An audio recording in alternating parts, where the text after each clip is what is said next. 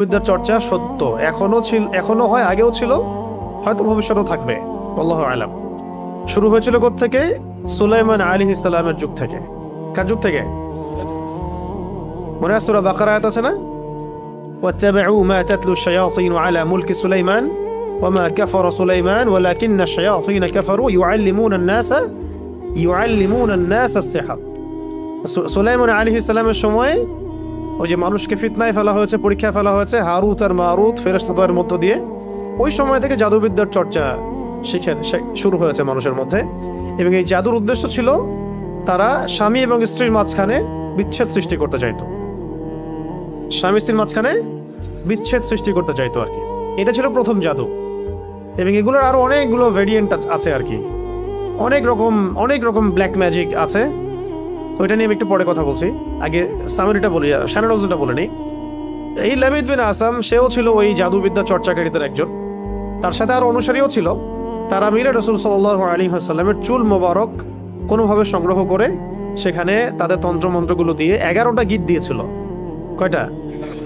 11টা গিট দিয়েছিল। এবং সেই 11টা গিট দিয়ে তার একটা কুয়ার নিচে, মদিনার একটা কুয়ার নিচে এই একটা খেজুর গাছের ডাল আর অনেক কিছু পেঁচিয়ে, হাড়টার অনেক কিছু পেঁচিয়ে একদম কুয়ার পানির নিচে রেখে তার উপর পাথর চাপা দিয়ে রেখেছে।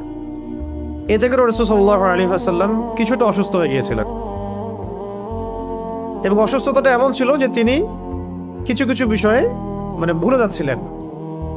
যেমন কোনো স্ত্রীর কাছে গিয়েছেন কিন্তু মনে হচ্ছেন যে স্ত্রীর কাছে আমি যাই নাই, আবার কোনো স্ত্রীর কাছে যান নাই কিন্তু মনে হচ্ছে তার কাছে আমি গিয়েছি। এরকম একটু সমস্যা হচ্ছিল আর কি। এবং কিতাবে আসছে যে এই সমস্যাটা 40 দিনের মতো ছিল, আর কোনো কিতাবে আসছে 6 মাসের মতো ছিল। 40 দিন বা 6 মাসের মতো এরকম অসুস্থতাটা ছিল।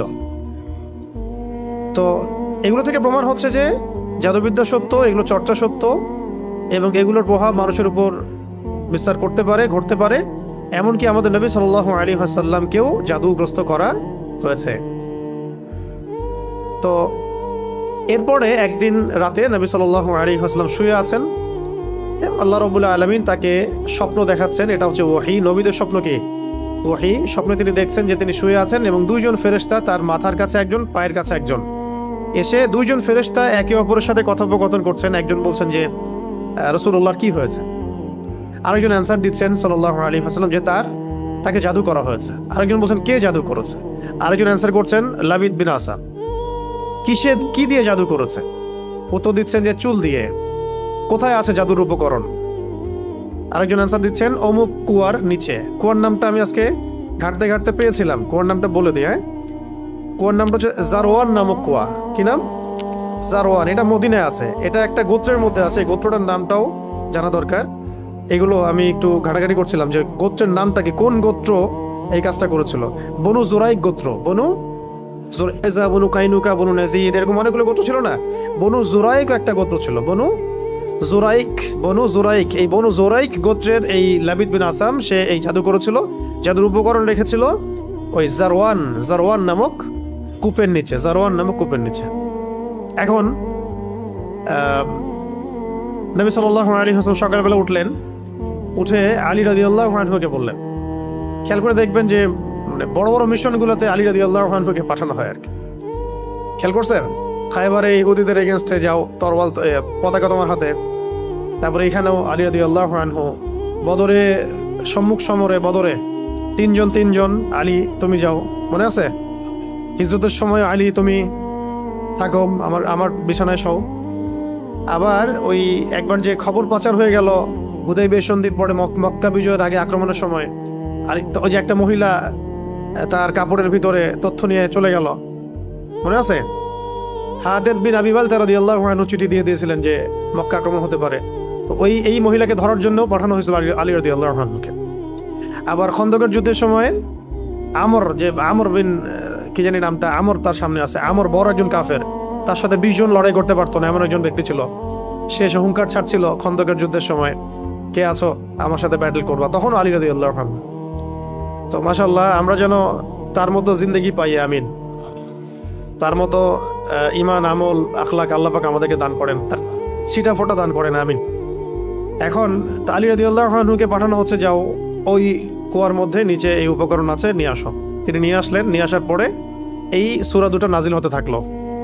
তখন জিবরাইল আলাইহিস সালাম সূরা ফালাক এবং নাস নিয়ে আসলেন আল্লাহর পক্ষ থেকে, নাজিল হলো এবং একটা একটা করে আয়াত তেলাওয়াত করা হচ্ছিল এবং একটা একটা করে গিট খুলে যাচ্ছিল। এরপরে নবী সাল্লাল্লাহু আলাইহি ওয়াসাল্লাম পরিপূর্ণ সুস্থ বোধ করলেন। এরপরে বলা হচ্ছিল যে তাকে শাস্তি দেওয়া হোক, তাকে মৃত্যুদণ্ড দিয়ে শাস্তি দেই। নবী সাল্লাল্লাহু আলাইহি ওয়াসাল্লাম তাকে মাফ করে দিলেন, তাকে মাফ করে দিলেন। কিতাবে আসছে যে তার সামন দিয়ে তিনি চলাফেরা করলেও তার চেহারার মধ্যে বিন্দুমাত্র মানে কোন রকম প্রতিক্রিয়া দেখা যেত না যে সে আমার এত বড় ক্ষতি করেছে। এই লাবিদ বিন আসাদ পরবর্তীতে সে মুসলিম হয়েছে কিনা আমি জানি না, এটা আমার জানা নাই। তো এই ছিল শানে নজুল এই সূরা দুটো নাজিলের। শানে নজুল মানে কি? একটা সূরা একটা আয়াত নাজিলের পিছনের প্রেক্ষাপট। তার মানে আমরা বুঝতে পারলাম যে রাসূল সাল্লাল্লাহু আলাইহি ওয়াসাল্লামকেও জাদু করা হয়েছে, তিনিও ইফেক্টেড হয়েছেন। রাসূল যদি ইফেক্টেড হতে পারেন তাহলে আমরা আবার কি, আমাদের কোনো অবস্থান আছে তার সামনে? এবং প্রমাণ হলো যে এটা সত্য এবং এটা চর্চা সত্য। কোরআনে বহু আয়াত আছে, হাদিসে বহু দলিল আছে। কিন্তু আপনি কি এই ঘটনাটা, আমি যে শানে নজুলটা বললাম, এই ঘটনাটা কি আপনি এখনকার মেডিকেল সায়েন্সকে বুঝাতে পারবেন? তারা কি এই ঘটনাটা বিশ্বাস করবে? বা সায়েন্টিফিক্যালি তারা কি এটাকে প্রমাণিত সাব্যস্ত করবে? আপনাকে বলবে আপনি সে গেলে মানুষ এখনো কবিরাজ দেখায় বেড়ান, এখনো ওই কালে পড়ে আছেন।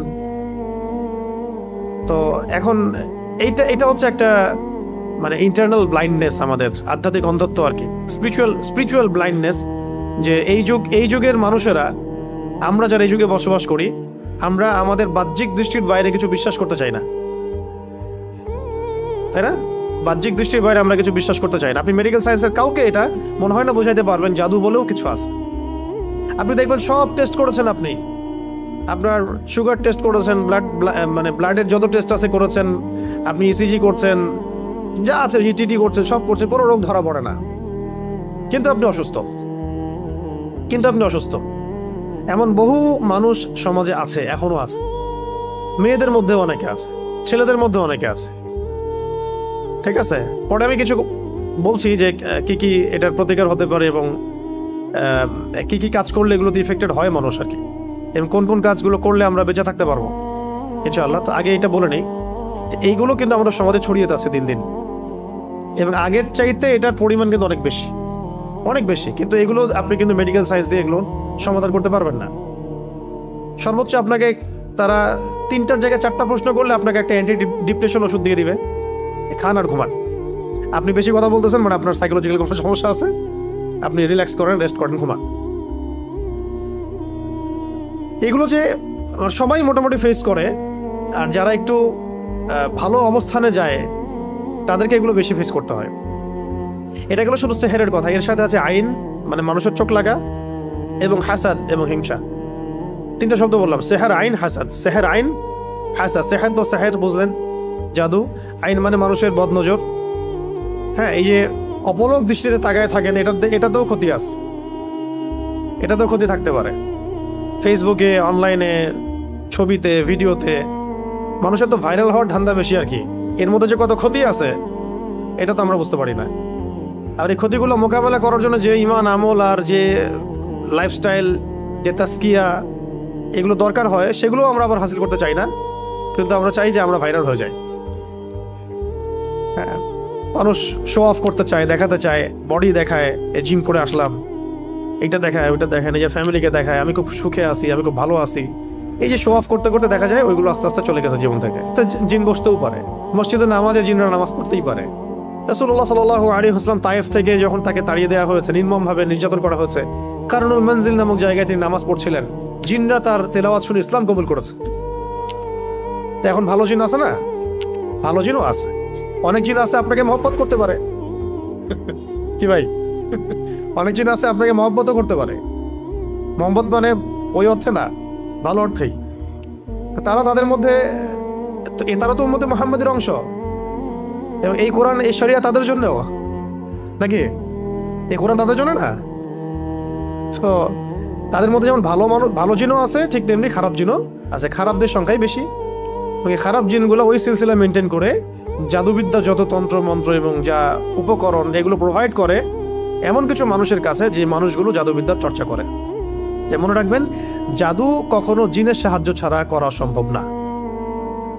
জাদু কখনো জিনের সাহায্য ছাড়া করা সম্ভব না। তন্ত্রমন্ত্র দিয়ে তারা জিনকে তাবে করে, বশ করে, এবং সেই জিনের ইবাদত করা তারা শুরু করে। জিনের জন্য নজর করে, জিনের জন্য মানত করে, জিনের জন্য পশু কুরবানি করে, জিনকে সেজদা করে, মানে জিনকে পাওয়ার চেষ্টা করে তারা। এবং জিনদেরকে আল্লাহ পাক কিছু ক্ষমতা দিয়েছেন, যে ক্ষমতাগুলো একটু এক্সট্রাঅর্ডিনারি আমাদের চাইতে। তো এইগুলোকে কাজে লাগিয়ে বেসিক্যালি এই জাদুগুলো করা হয়। বিচ্ছেদ জাদুর পিছনে একটা জিন থাকতে পারে, কারো দেখা গেল যে মানে সুস্বাস্থ্য নষ্ট করার জাদু করা হতে পারে। হ্যাঁ, কারো দেখা যেতে পারে এরকম যে এমন কোনো জাদু করা হয়েছে যে তার যেন সম্পদ ধ্বংস হয়ে যায়, তার বাচ্চা যেন ক্ষতিগ্রস্ত হয়, তার জানের জন্য কোনো ক্ষতি হয়, এরকমও জাদু করা হতে পারে। তো এইগুলো প্রত্যেকটা জাদুর ক্ষেত্রেই জিনদের কি থাকে, সক্রিয় ভূমিকা থাকে। শুধুমাত্র কবিরাজ জাদু করতে পারে না। আবার এই জাদু কাটার জন্য যদি আবার কেউ কবিরাজের কাছে যায়, তাহলে সে আবার তাকে এমন একটা প্যাচের মধ্যে ফেলবে যে সে আর এই মানে গোলক ধাতা থেকে বের হতে পারবে না। তখন একজনকে দ্বারা আরেকজনকে তারা দমানোর চেষ্টা করে, একজনকে দ্বারা আরেকজন জিনকে থামানোর চেষ্টা করে। কিন্তু এই পুরো ফিতনাটাকে মোকাবেলা করতে পারে শুধুমাত্র কোরআনের আয়াত এবং রাসূল সাল্লাল্লাহু আলাইহি ওয়াসাল্লামের শেখানো আমল এবং রুকিয়া এবং সহি মাসনুন তরিকাগুলো। বাকি তরিকাগুলোতে গেলেই সে শিরকে লিপ্ত হয়ে যেতে পারে, বেদাতে লিপ্ত হতে পারে, কুফরিতে লিপ্ত হতে পারে, অথবা হারামেতে লিপ্ত হবে নিশ্চিত, এবং আল্লাহর সাথে শিরক হয়ে যেতে পারে। তাই এটা একটা রোগের মতো। এটা কি একটা রোগের মতো। রোগ হলে যেমন আমরা মেডিসিন নেই, আল্লাহর কাছে দোয়া করি, শেফার চেষ্টা করি, ঠিক এইরকমই কেউ যদি সেহের আইন হাসাদে আক্রান্ত হয়ে যান, আল্লাহ না করুন, আল্লাহ পাক আমাকে আপনাদের সবাইকে হেফাজত করেন, সেক্ষেত্রে এই মাসনুন তরিকাগুলোর মধ্য দিয়ে যেতে হবে। ঠিক আছে ইনশাল্লাহ। এখন রাসূল সাল্লাল্লাহু আলাইহি ওয়াসাল্লাম তাকে ক্ষমা করলেন। খেয়াল করে দেখেছিলাম সিরাতে খাতামুল আম্বিয়া, তো এটা পাতলা। এর সাথে একটা সিরাত আছে আমাদের এখানে, সিরাত নবী রহমত, নবী রহমত বইটা সৈয়দ আবুল হাসান আলী নদভী রহমতুল্লাহ আলাইহি লেখা। পিছনের দিকে আপনি দেখবেন রাসূল সাল্লাল্লাহু আলাইহি ওয়াসাল্লামের ইন্তেকালের সময় তিনি বলছিলেন যে আমার মনে হচ্ছে যে আমার এই যে মানে শরীরের যে আমরা বলি না ভেইন বা রগ, এইগুলো মনে হচ্ছে ছিন্ন ভিন্ন হয়ে যাচ্ছে। মানে মনে হচ্ছে আমাকে এমন বিষ প্রয়োগ করা হয়েছে আর কি, যে আমার রগগুলো ছিন্ন ভিন্ন হয়ে যাচ্ছে। এটা হচ্ছে ওই খায়বার যুদ্ধে নবী সাল্লাল্লাহু আলাইহি ওয়াসাল্লাম যখন জিতলেন, মানে জয়লাভ করলেন, তখন মহিলা গোশতের মধ্যে বিষ মিশিয়ে দিয়েছিলেন নবীজিকে খেতে। একজন সাহাবী এটা কামড় দিয়ে গিলে ফেলেছিলেন, তিনি সেখানে ইন্তেকাল করেছেন, শহীদ হয়েছেন। নবী সাল্লাল্লাহু আলাইহি ওয়াসাল্লাম তিনি গিলে ফেলেননি, শুধু একটু একটা কামড় দিয়েছেন, তারপর ফেলে দিয়েছেন মুখ দিয়ে। যখন তিনি জানতে পেরেছেন এখানে বিষ মেশানো আছে, তার কাছে ওহী আসছিল। তো ওই যে বিষের একটা কামড়ের বিষের যে প্রভাব, এটা শেষে এটা রাইজ করেছিল আর কি। এটাও আপনি কিছু সিরাতের কিতাবে পাবেন যে নবী সাল্লাল্লাহু আলাইহি ওয়াসাল্লামকে বিষ প্রয়োগ করা হয়েছে, আর এরপরে তাকে এভাবে সেহের করা হয়েছে, জাদু করা হয়েছে। তাহলে এখানে একটা প্রশ্ন, একজন মানুষকে এত কষ্ট সহ্য করতে হচ্ছে কেন?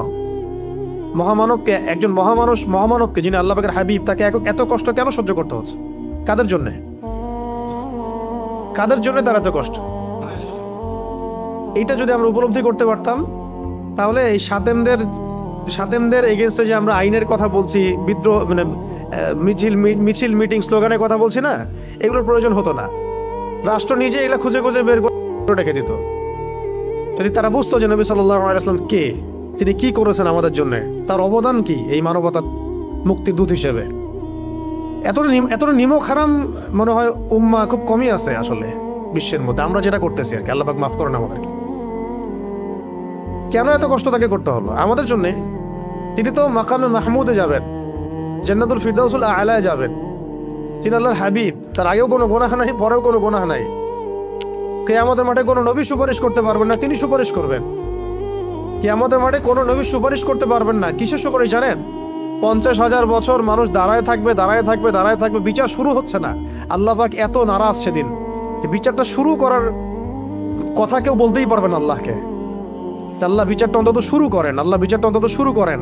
দাঁড়ায় থাকতে আমাদের অবস্থা খারাপ, প্রত্যেক মানুষেরই অবস্থা হয়ে যাবে, মানে ইল্লা মাশাআল্লাহ। তখন প্রত্যেক নবী রিফিউজ করবেন, আমি পারবো না। আদম আলাইহিস সালাম বলবেন না আমি না, নূহের কাছে যাও। নূহ আলাইহিস সালাম বলবেন না আমি না, ইব্রাহিম আলাইহিস সালামের কাছে যাও। এভাবে একে একে একে একে করতে করতে রাসূল সাল্লাল্লাহু আলাইহি ওয়াসাল্লাম পর্যন্ত আসবেন যখন, তিনি বলবেন যে আমি সুপারিশ করব, আজকের এই সুপারিশ আমার জন্য। তাও মানুষ দেখবে যে রাসূল সাল্লাল্লাহু আলাইহি ওয়াসাল্লামকে সুপারিশ করানোর জন্য বোরাক নিয়ে আসা হচ্ছে উপর থেকে, আসমান থেকে।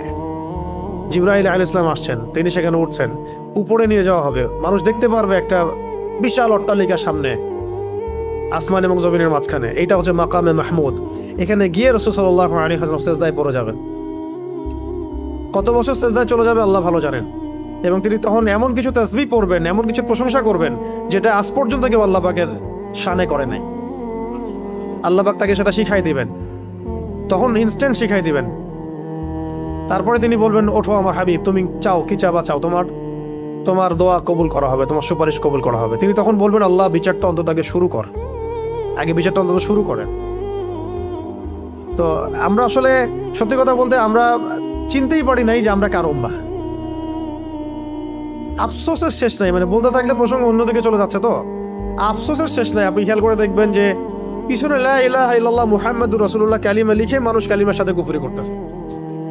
মন্ত্রণালয় খুলে বসে আছে পিছনে লা ইলাহা ইল্লাল্লাহ মুহাম্মাদুর রাসূলুল্লাহ, না লা ইলাহা ইল্লাল্লাহ সে মানে, না মুহাম্মাদুর রাসূলুল্লাহ মানে। কিন্তু লিখার কি দরকার আছে তাহলে? ওটা খুলেই ফেলে দেখ, তাহলে স্পষ্ট হবে যে তারা কাফের। এদিকে লেবেলও লাগাবে যে আমি মুসলিম, আর কাজও করবে কাফেরের মতো, যাতে ওলামা ইকরামদেরকে একটা দ্বিধার মধ্যে রাখা যে তা আসলেই তারা মুসলিম না কাফের।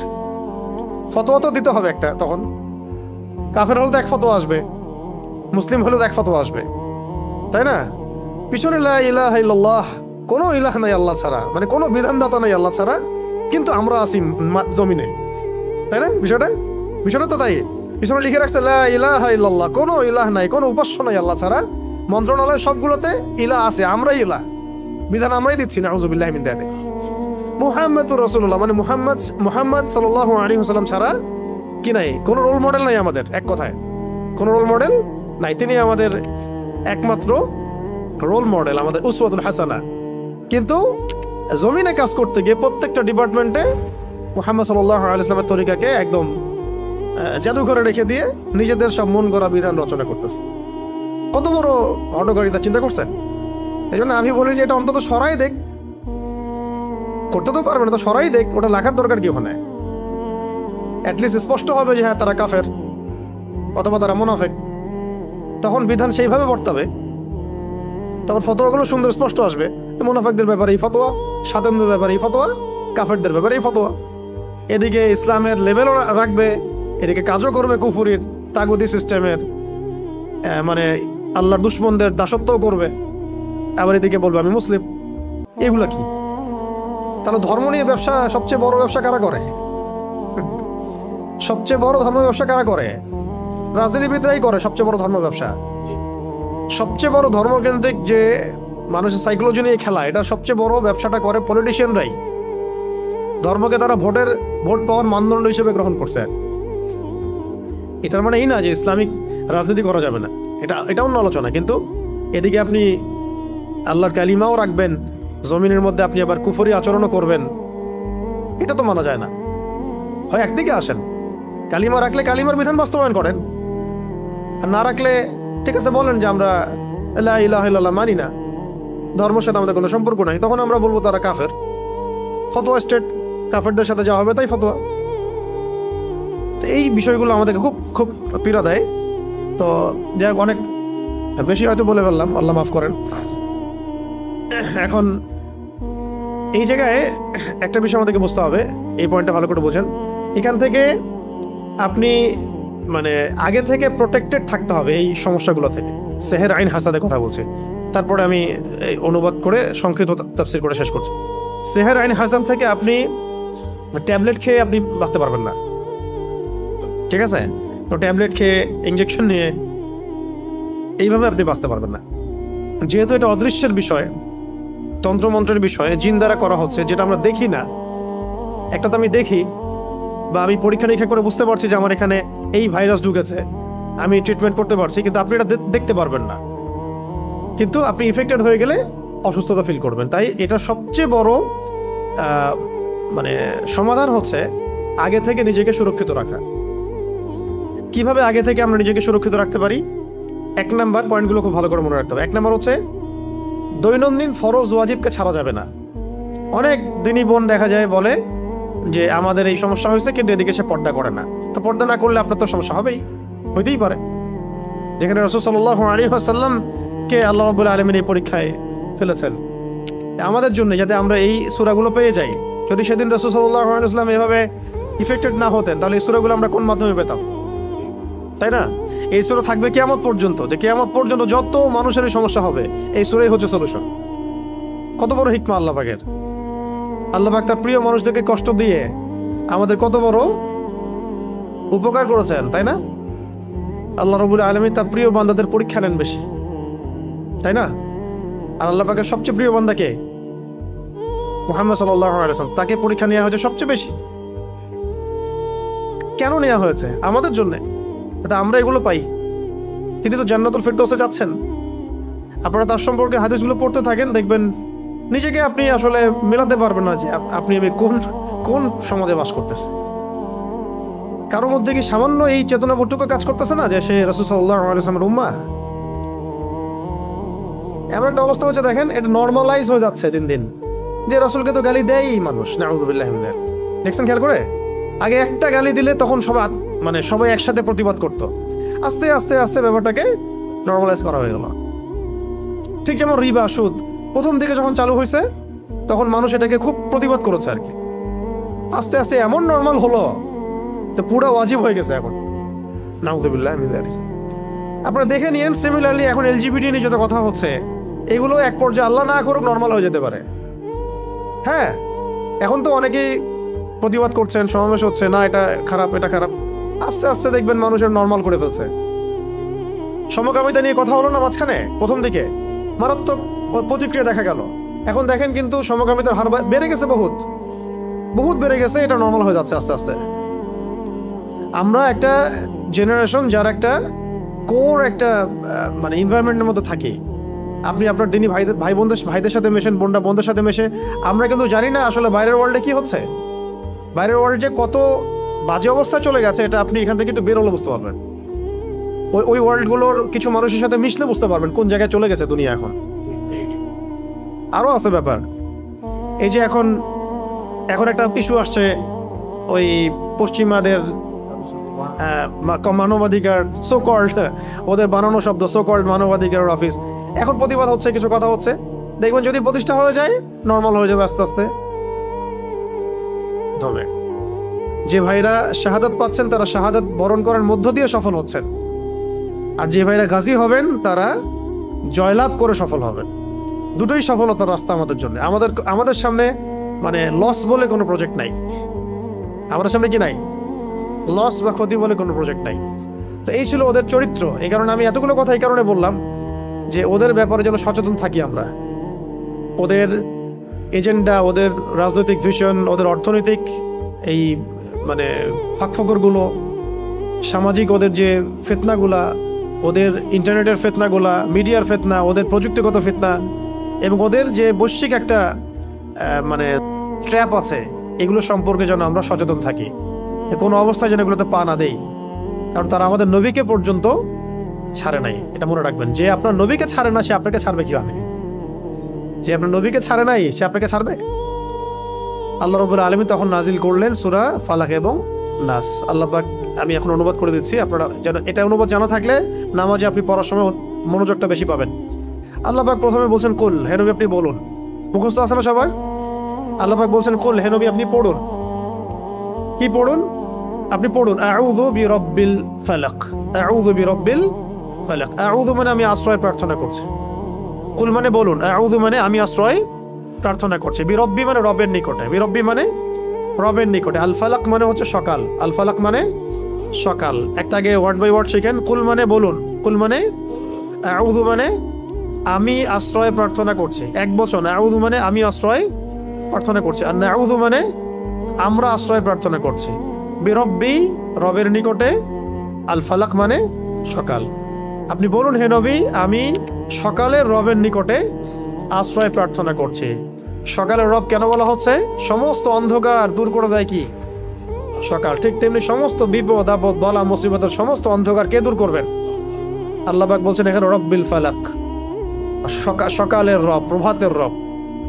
তো ইনশাআল্লাহ এই উম্মারও প্রভাত সামনে আসবে ইনশাআল্লাহ। এই সমস্ত অন্ধকার কেটে যাবে কার হুকুমে? রব্বিল ফালাক। এই জন্য আমরা বলবো কুল আউযু বিরব্বিল ফালাক, আমি সকালের রবের কাছে আশ্রয় প্রার্থনা করছি, প্রভাতের রবের নিকটে আশ্রয় প্রার্থনা করছি। কি থেকে? মিন শাররি মা খালাক। মিন মানে হতে বা থেকে, শার মানে হলো ক্ষতি, শার মানে ক্ষতি, মা মানে যা কিছু, মা মানে যত কিছু, আর খালাকা মানে তিনি সৃষ্টি করেছেন, খালাকা মানে তিনি সৃষ্টি করেছেন। তাহলে তিনি যত কিছু সৃষ্টি করেছেন সমস্ত সৃষ্টির ক্ষতি থেকে আমি আল্লাহর কাছে আশ্রয় প্রার্থনা করছি। মানে আল্লাহ মানে সকালের রবের কাছে আশ্রয় প্রার্থনা করছি। এই একটা সেন্টেন্সের মধ্যে সব পড়ে গেছে, আপনার সেহের, আপনার আইন, আপনার হাসাদ, হ্যাঁ, যত রকমের রোগ ব্যাধি, বিপদ আপদ, বালা মুসিবত সব পড়ে গেছে। এই জন্য একটা হাদিসে আসছে, কেউ যদি কোনো স্থানে অবতরণ করে, তাহলে আপনি এখানে বসে আছেন বা বাসায় গেলেন বা যে কোনো জায়গায় গেলেন এবং নেমেই বললেন বা ওখানে থাকতে থাকতে বললেন যে আউযু বিকালিমাতিল্লাহি তাম্মাতি মিন শাররি মা খালাক। আউযু মানে আমি আশ্রয় প্রার্থনা করছি, বিকালিমাতিল্লাহি তাম্মাতি মানে আল্লাহ পাকের সমস্ত পরিপূর্ণ কালিমাগুলোর মাধ্যমে। আল্লাহ পাকের যত পরিপূর্ণ কালিমাগুলো আছে, বাক্যগুলো আছে, এগুলোর সংখ্যা কত হবে আমরা তো জানি না, ইনফিনিটিভ। কত কালিমা আল্লাহ পাকের আছে, আছে না? আমরা তো জানিও না, জানি অল্প কিছু। এই সমস্ত কালিমাগুলোর মাধ্যমে আমি আল্লাহর কাছে আশ্রয় প্রার্থনা করছি মিন শাররি মা খালাক, তিনি যা কিছু সৃষ্টি করেছেন সব কিছুর ক্ষতি থেকে। ঠিক আছে?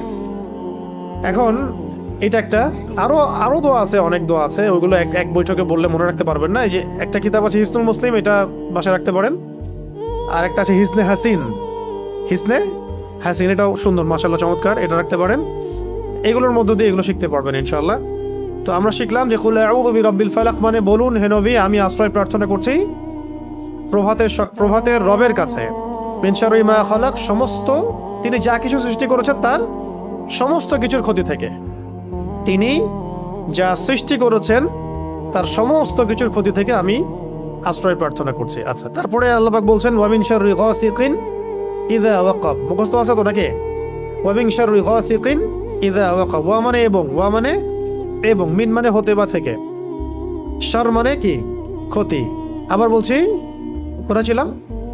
ওয়া মিন শাররি গাসিকিন ইযা ওয়াকাব। ওয়া মানে এবং, ওয়া মানে এবং, মিন মানে হতে বা থেকে, শার মানে ক্ষতি। ওয়া মিন শাররি মানে ক্ষতি থেকে, গাসিক, গাসিক মানে হচ্ছে রাত, গাসিক মানে রাত, এই যে অন্ধকার রাত, এটাকে বলা হয় কি? গাসিক। ইযা মানে যখন, ইযা মানে যখন, আর ওয়াকাবা মানে তা গভীর হয়, তা ঘনীভূত হয় বা গভীর হয়, মানে রাতের অনিষ্ট বা ক্ষতি থেকে যখন তা গভীর হয়। তাহলে প্রথমে আশ্রয় চাওয়া হলো সমস্ত সৃষ্টি থেকে, তারপরে আশ্রয় চাওয়া হচ্ছে স্পেশালি সমস্ত সৃষ্টির মধ্যে স্পেশালি রাতের ক্ষতি থেকে যখন সেটা গভীর হয়। তার মানে বুঝতে পারলাম যে রাতের মধ্যে অনেক ক্ষতি আছে। রাতের মধ্যে কি আছে? এমন অনেক ক্ষতি আছে যেগুলো আমরা দেখি না। একটা হাদিসে নবীজি বলেছেন সাল্লাল্লাহু আলাইহি ওয়াসাল্লাম যে রাতের বেলা এমন অনেক মাখলুক ঘোরাফেরা করে যেগুলোকে তোমরা দেখতে পারো। একটা হাদিসে আসছে তোমরা সন্তানদেরকে সন্ধ্যাবেলা ছেড়ে দিও না, যখন যদি ছাড়তেই হয় তাহলে সন্ধ্যা যখন হয়ে যাবে একবারে পরিপূর্ণরূপে তারপরে ছেড়ো। কেন বলা হচ্ছে এগুলো? আবার বলা হচ্ছে গভীর রাতে তোমরা এই একাকী এদিক ওদিকে যে আমরা যে ভবঘুরে হয়ে ঘোরাফেরা করি এগুলো করতে নিষেধ করা হচ্ছে হাদিসে। কারণ কি? কারণ রাতের বেলা এমন অনেক মাখলুক ঘোরাফেরা করে যেগুলোকে আমরা দেখতে পারি না। আমাদের দৃষ্টির সীমা তো খুব ছোট। সকালবেলা মোরগ ডাকে, খেয়াল করেছেন? কেন ডাকে জানেন? সে ফেরেশতা দেখতে পারে। একটা মোরগ একটা একজন ফেরেশতাকে, মালাককে দেখতে পারেন, সম্মানিত ফেরেশতাকে দেখতে পারেন, আমরা দেখতে পারি না। ওই জন্য তখন পড়তে হয় আল্লাহুম্মা ইন্নী আসআলুকা মিন ফাদলিকা, আল্লাহুম্মা ইন্নী আসআলুকা মিন ফাদলিকা। আবার দেখবো রাতের বেলা কুকুর চিল্লাচিল্লি করে বেশি। রাতের বেলা কি করে? কুকুর চিল্লাচিল্লি করে বেশি। রাত কুকুরের ডাক শুনলে আমাদেরকে পড়তে হবে আউযু বিল্লাহি মিনাশ শাইতানির রাজিম। কারণ কুকুর দেখতে পারে জিন শয়তান। কুকুরের দৃষ্টি আমাদের দৃষ্টির চেয়ে এখানে প্রখর, সে দেখতে পারে জিন শয়তান, আমরা দেখতে পারি না। একটা মোরগ দেখতে পারে ফেরেশতাকে, আমরা দেখতে পারি না। তা আমাদের দৃষ্টি খুবই দুর্বল। আমরা আবার এই দৃষ্টি নিয়ে ফেরাউন বলেছিল যে আল্লাহকে দেখতে চাই, নাউযুবিল্লাহি মিন যালিক, তাই না? আস্তাগফিরুল্লাহ। তো এখন কথা হচ্ছে যে রাতের মধ্যে ক্ষতি আছে, এই জন্য রাতের বেলা, এখন তো রাত দিন হয়ে গেছে, দিন রাত হয়ে গেছে, এই কারণে রাতের বেলা যারা দুনিয়াবি কারণে বা ফাহেসা কাজে ব্যস্ত থাকেন, একটা তো দিনই এলেম চর্চা করা, রাত জেগে ইবাদত করা, সেটা তো আলাদা বিষয়, সেটা অনেক বেশি ফজিলতেরও। রাত জেগে ইলম চর্চা করা ফজিলতের, একটু ঘুমাবে, একটু ইলম চর্চা করবে, একটু নামাজ পড়বে, এটা তো অনেক ভালো, এটা দরবেশ বলা কাজ। কিন্তু অনেকে দেখা যায় টিভি দেখে, মুভি দেখে, গান শুনে, হ্যাঁ কনসার্ট করে, এখানে ওখানে বন্ধুদের সাথে আড্ডা মেরে, বাইক চালায়, রাতের বেলা এদিক ওদিকে ঘুরে বেড়ায়, হ্যাং আউট করে, এভাবে সময় নষ্ট করে রাতে, তাদের ক্ষেত্রে এই সেহের আইন হাসাদ হয়ে যায়, এর সম্ভাবনা একদম 90%। তারা জিন্দার আক্রান্ত হয়ে যেতে পারে, সেহের হয়ে যেতে পারে, আইন হয়ে যেতে পারে, হাসাদ হয়ে যেতে পারে, আরও অনেক বড় বড় সমস্যা হয়ে যেতে পারে। রাতের এই ক্ষতি থেকে আমাদেরকে বাঁচার জন্যে অবশ্যই কি করতে হবে, এই সূরা ফালাক, নাস, ইখলাস এগুলো অবশ্যই চর্চা করতে হবে, এবং রাতের বেলা এভাবে বাইরে ঘোরাফেরা করা যাবে না। যদি দিনই কোনো বিষয় হয় সেটা আলাদা বিষয়, দুনিয়াবি কোনো আজে বাজে বিষয়, দুনিয়াবি আজে বাজে কোনো বিষয়ে রাত্রি জাগরণ করাটা ঠিক হবে না। আল্লাহ পাক আমাদেরকে বোঝার তৌফিক দান করে। রাতের বেলা অনেক ক্ষতি আছে, এই ক্ষতিগুলো থেকে আল্লাহ পাক আমাদেরকে হেফাজত করেন, আমিন। 4 নম্বর আয়াতে আল্লাহ পাক বলেছেন ওয়ামিন, এটা ভালো করে বোঝেন, ওয়ামিন শাররিন নাফাসাতি ফিল উকাদ, ওয়ামিন শাররিন, এটা আয়াতটা ভালো করে পড়বেন, ওয়ামিন শাররিন নাফাসাতি ফিল উকাদ। অনেকে নাফাসাত পড়ে ফেলেন, সিন নাই এখানে, সা আছে। ওয়ামিন শাররিন নাফাসাতি ফিল উকাদ, ওয়া মানে এবং, মিন মানে হতে বা থেকে, আর শার মানে তো ক্ষতি। নাফাসাত শব্দটা হচ্ছে স্ত্রীবাচকের বহুবচন, স্ত্রীবাচক শব্দের বহুবচন। এটা দ্বারা বোঝানো হচ্ছে যে জাদুকরিনী মহিলা, জাদুকরিনী নারীদের কথা বলা হচ্ছে, জাদুকরিনী নারীদের কথা বলা হচ্ছে। এটা কিন্তু প্রমাণিত যে এই বিষয়গুলোতে নারীরা বেশি অগ্রগামী হয়। খুব সতর্ক, নারীদের ফিতনা কিন্তু মারাত্মক। ইন্না কাইদাকুন্না আযীম, আল্লাহ পাক বলেছেন তোমাদের ষড়যন্ত্র কিন্তু মহান, মহান মানে বিশাল, মারাত্মক। তো এখনো গ্রামে গঞ্জে বিভিন্ন জায়গায় আপনি দেখবেন যে নারীরা এগুলোর সাথে বেশি সম্পৃক্ত হয়ে যাচ্ছে, জাদু চর্চা করছে ইত্যাদি ইত্যাদি। তা আগে থেকে এটা ছিল। আল্লাহ পাক এখানে মুয়ান্নাস শব্দ প্রয়োগ করেছেন যে গ্রন্থিতে, ওকদ, ওকদ মানে হচ্ছে গ্রন্থি, গিট, রশি বা দড়ির গিট। তাহলে আয়াতের অর্থ হচ্ছে যে গ্রন্থিতে ফুৎকার দানকারী, মানে ফু দেয়, যে ফু ফু দেওয়া, গ্রন্থিতে মানে গিটে ফুৎকার দানকারিনী নারীদের অনিষ্ট থেকে বোঝানো হচ্ছে এমন জাদু করেনি মহিলাদেরকে যারা গিটের মধ্যে ফু দিয়ে দিয়ে জাদু করে, বুঝতে পারছি? এমন নারীদের অনিষ্ট থেকে আল্লাহ পাক আমাদেরকে আশ্রয় চাইতে বলছেন যারা গিটের মধ্যে ফু দিয়ে দিয়ে দিয়ে জাদু করে। ঠিক নবী সাল্লাল্লাহু আলাইহি ওয়াসাল্লামের ক্ষেত্রে কি হয়েছিল? এই 11টা গিট দেওয়া হয়েছিল, চুলে 11টা গিট দেওয়া হয়েছিল। এই চুলের কথা বলতে গিয়ে একটা কথা মাথায় আসছিল, তখন ভুলে গেছিলাম। এই যেখানে সেখানে সেলুনে যে চুল কাটি আমরা, এইগুলোতে একটু ঝুঁকি আছে, মানে চুলগুলো কখন কোথায় কি হচ্ছে, আপনার কোন দুশ্মন আপনার চুল নিয়ে চলে যাবে আপনি তো টের পাচ্ছেন না, ব্যাপারটা বুঝতে পারছেন? তো এর বড় বড়